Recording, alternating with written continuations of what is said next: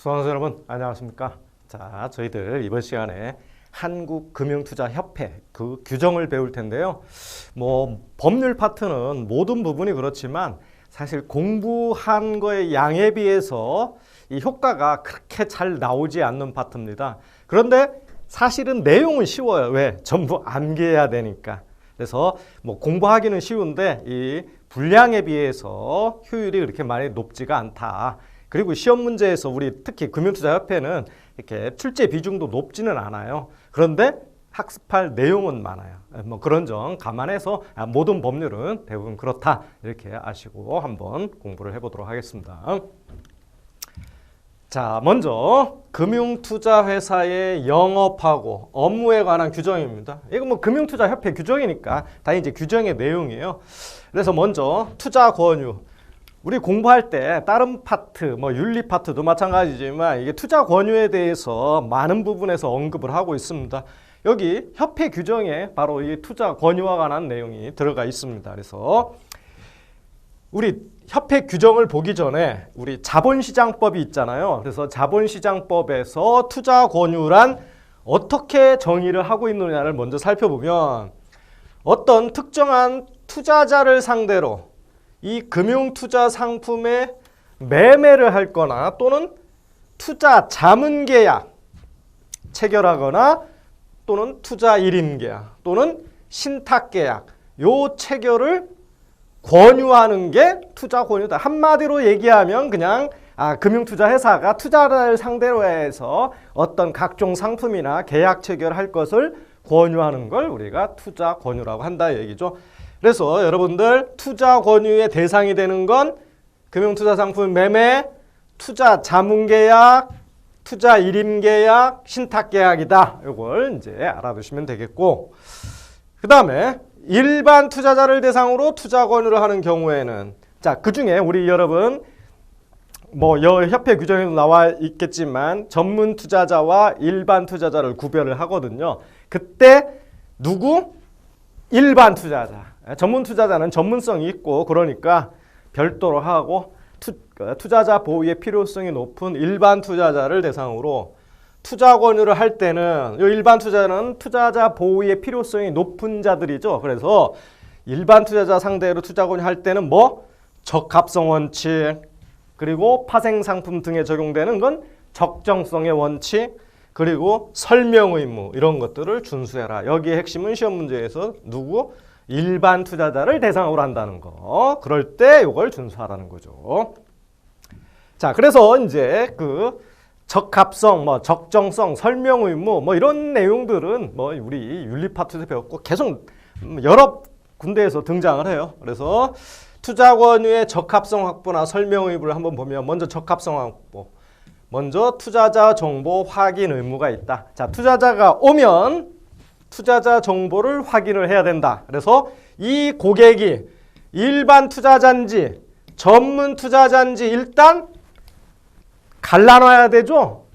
그래야 어떤 이런 적합성 확보할 때 일반 투자자한테만 적합성 원칙 이런 설명 의무가 적용되니까 그래서 둘을 일단 갈라놓고 그 다음에 이제 전문 투자자는 당신은 나보다 전문가야 하고 알아서 해 이렇게 하고 이 투자자가 이제 일반 투자자다 그러면 투자 권유를 하기 전에 여기 전에 고객의 투자 목적, 재산 상황, 투자 경험 등의 정보를 파악해라. 이게 뭡니까? Know your customer 룰이라고 했죠? 당신의 고객을 잘 파악하고 있어라. 이게 Know your customer 룰입니다. 그래서 일반 투자자면 투자 권유하기 전에 뭘 파악해라? 파악해야 될 거 기본적인 거 세 가지. 투자 목적, 재산 상황, 투자 경험 이걸 파악해라. 근데 이거는 기본입니다. 이거는 반드시 파악해야 되는 거고 여기다 이제 다양한 고객 정보를 파악합니다. 자, 그리고 투자자 정보를 이렇게 이제 파악하고 확인하라는데 이 확인하는 방법은 대면 고객이 이제 영업점에 찾아오면 실제 직접 보고하는 게 대면 거래죠. 근데 요새는 전화나 컴퓨터, 스마트폰 이런 것도 다 하잖아요. 그래서 전화 등 사실상 기록이나 보관이 가능한 여러 매체, 인터넷, 스마트폰 이런 거 할지 모든 매체를 다 인정을 하고 있습니다. 그래서 그쪽을 통해서도 확인을 할 수 있다. 그리고 투자 권유하기 전에 투자 성향, 당신의 투자 성향은, 이게 정보 파악하면 나올 거 아니에요. 당신의 투자 성향은 굉장히 공격적이다. 아니면 굉장히 안정적인 성향을 갖고 있다라든지, 어쨌든 이 분석을 합니다. 그래서 분석 결과를 서명 등의 방법으로 확인을 받아라. 그래서 그 결과가 나오면 당신 이렇습니다. 예, 그렇군요. 끝나는 게 아니고 확인했습니다 하고 고객 서명을 받아야죠. 그래서 반드시 서명뿐만 아니고 뭐 도장을 찍어도 되고 자동응답을 해도 되고 다양한 방법으로 어쨌든 확인을 받습니다. 그러면 그 확인한 내용이 있겠죠. 이거는 지체 없이 일반 투자자한테도 제공을 해야 되고 몇 년?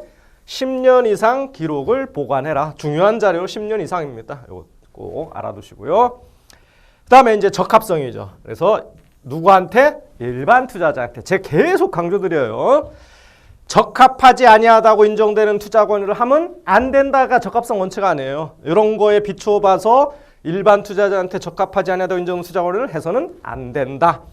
근데 그런 고객이 있잖아. 나는 그래도 하고 싶어. 이런 고객은 고객이 하고자 한다면 위험성을 다시 한번 상기시켜요. 그래서 고지하고 서명 등의 방법으로 확인을 받고 거래를 해야 돼요.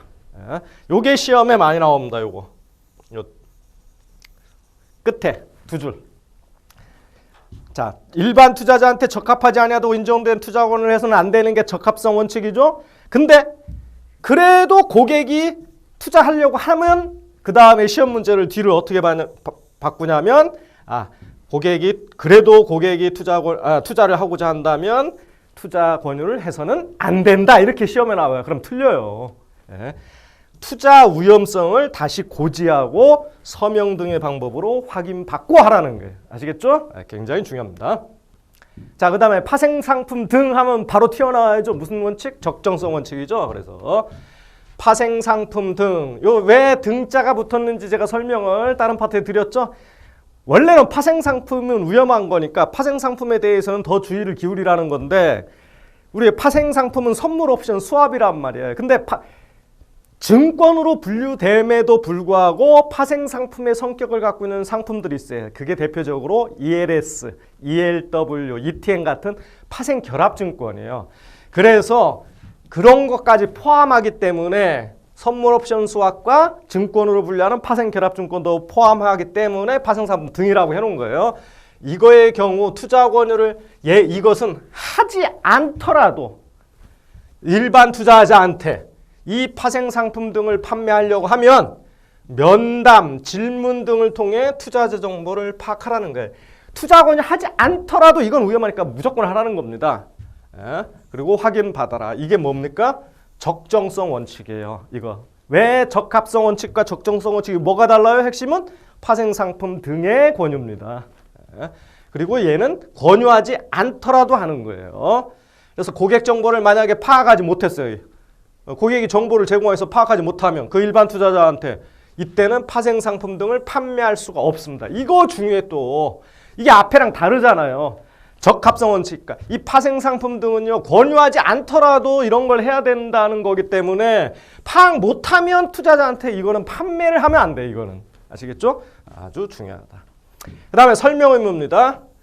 설명할 때 투자 설명서를 사용하잖아요. 그래서 투자 설명서로 설명을 해야 될 의무가 있고 그 설명서를 교부할 의무도 있습니다. 그래서 마찬가지로 일반 투자자한테 투자 권유를 할 때는 상품의 내용, 위험성, 투자성. 투자성이 뭐예요? 원본 손실 가능성이 투자성이죠. 그리고 그 상품의 수수료 등을 설명을 하고 마찬가지로 서명 등의 방법으로 이것도 확인받아야 됩니다. 그래서 설명할 때 뭘 설명한다? 상품의 내용, 위험성, 투자성, 수수료. 뭐 또 계약, 해지에 관한 사항 이런 걸 설명을 합니다. 그 다음에 투자자가 서명 등의 방법으로 설명서의 설명을 수령을 거부하는 경우를 제외하고는 투자 설명사항을 명시한 설명서를 교부를 하라. 교부할 의무가 있는데 이 말은 뭐냐면 투자자가 나 됐어 안 가져가. 그러면 안 줘도 된다는 얘기예요. 굳이 줄 필요는 없다. 근데 나중에 나 이거 못 받았는데 이렇게 이제 소위 말하는 쌩깔수가 있으니까 그런 증거를 남기기 위해서 투자자가 서명하게 해서 나는 이거 안 받습니다 하고 증거를 남기고 하라는 겁니다. 자, 그 다음에 지금까지는 투자 설명서인데 이번에 핵심 설명서가 있어요. 이건 뭐냐면 어떤 상품에